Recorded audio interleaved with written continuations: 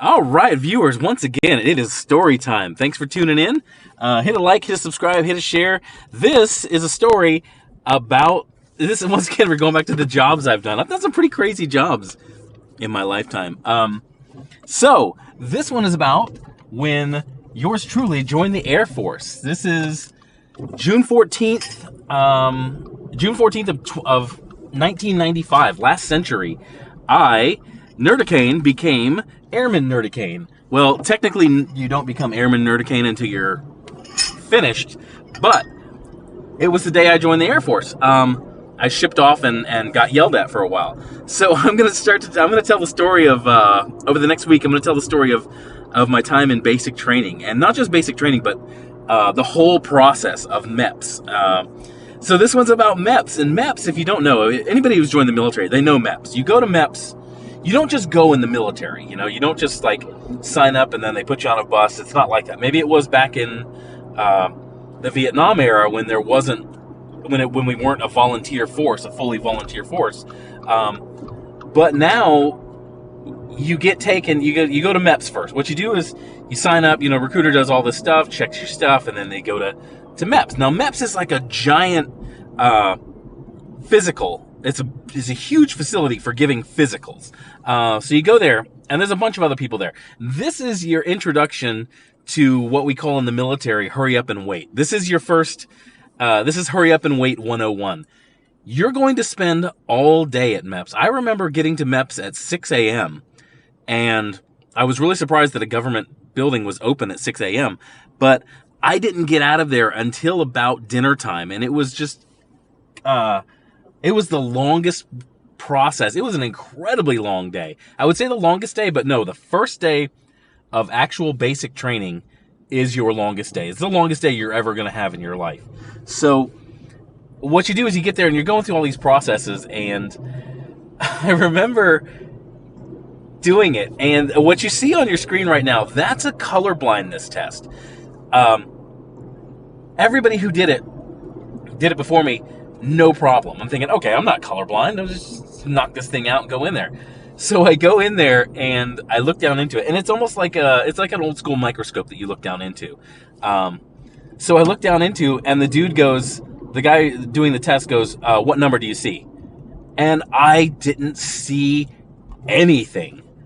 And I'm like, I'm just quiet, and I'm like, I don't know what to say, because I'm like, am I colorblind? I'm freaking out right now. I'm like, there's no way I'm colorblind. I've never been colorblind. I've never noticed that I've been different in any way in visual like that.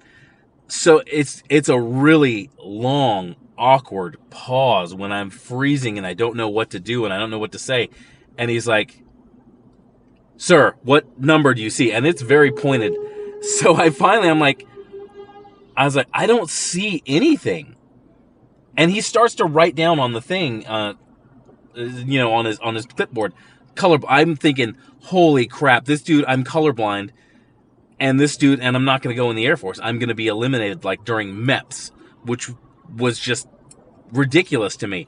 So finally, I'm like, hey, you need to come look at this because I don't see anything. And he looked at me like, yeah, dummy, because you're colorblind. So finally, after a couple minutes of talking with him, he finally comes over and he looks down in the machine and he goes, oh, there's a light. There's a light out. A friggin' light out on this stupid microscope machine made me think for a good 2 minutes that I was colorblind. So he finally goes, oh, this thing's malfunctioning. Just move down to the next one. So I look down to the next one, and sure enough, I remember that number very clearly. It was the number 62. It's just one of those really weird moments of relief during the whole thing that I finally looked down on this machine and I'm like, oh my God, I'm not colorblind. Great, awesome. I'm not going to be eliminated. So going on to the whole thing, and the MEPS was interesting. It's a lot of hurry up and wait, but the one test that's on everybody's mind and every guy thinks about, I don't know if women have anything like this, but the turn your head and cough. Some doctor comes in, touches your balls, says turn your head and cough. I'm not real sure. I'm not a medical expert. I'm not real sure what their testing for. I don't know if they're testing to see how embarrassed you can be. But he comes in there, and we're all lined up, and we're all in our underwear. We're all lined up to do this test. Comes in. This doctor comes in, and she looks exactly like Dr. Ruth. So Dr. Ruth comes in, and she does the turn your head and cough test, which was incredibly embarrassing, because she's just this tiny little old lady, and she's going to come in here and put a bunch of guys' balls in her hand and tell them to turn their head and cough. But it was an interesting situation. It was I don't want to say fun, but at the moment you don't laugh about it, but looking back on it now, it's one of those things that at the moment you don't laugh about it, but looking back at it years later, you kind of laugh about it. So but that was the last it. That was the climax of my visit to MEPS.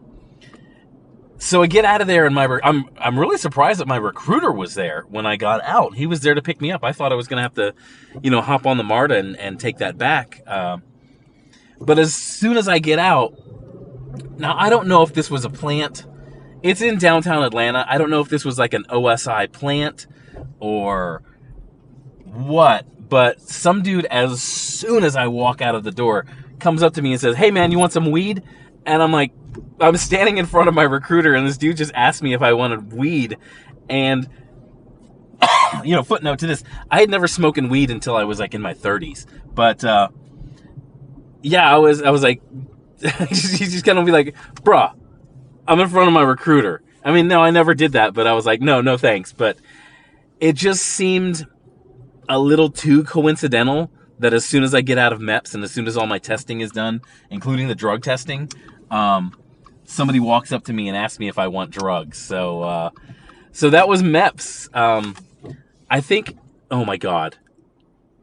Okay, I'm in a Target parking lot. This woman is walking down the center of the driveway, blocking traffic. Oh my God. Sorry, this is stuff you deal with in the suburbs. It's just people doing stuff like that, just walking down the center, like humming along, just having a good old time. But anyway, yeah, let me do an edit and see how long this is going, see how much longer I want to go.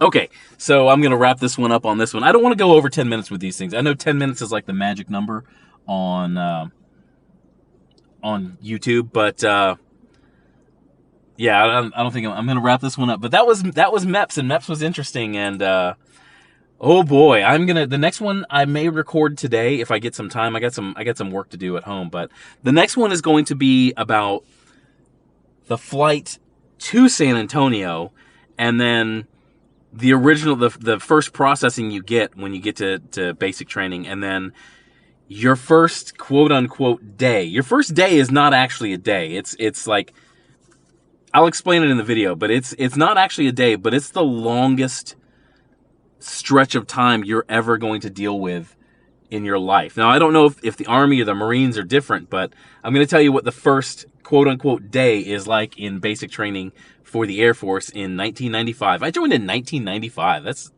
Yeah, I'm old, but that was a long time ago. But thanks for tuning in. Thanks for listening, and I will try to get this another GameStop story. I got a GameStop story ready. I just got to edit the thing and insert the pictures. And I really want to do that first day of basic training, because that's going to be a fun video. But thanks for listening. Hit a like, hit a subscribe. You guys go out and have a good day. It is Friday. We are going to go out and have a good weekend. It's Father's Day. Bye.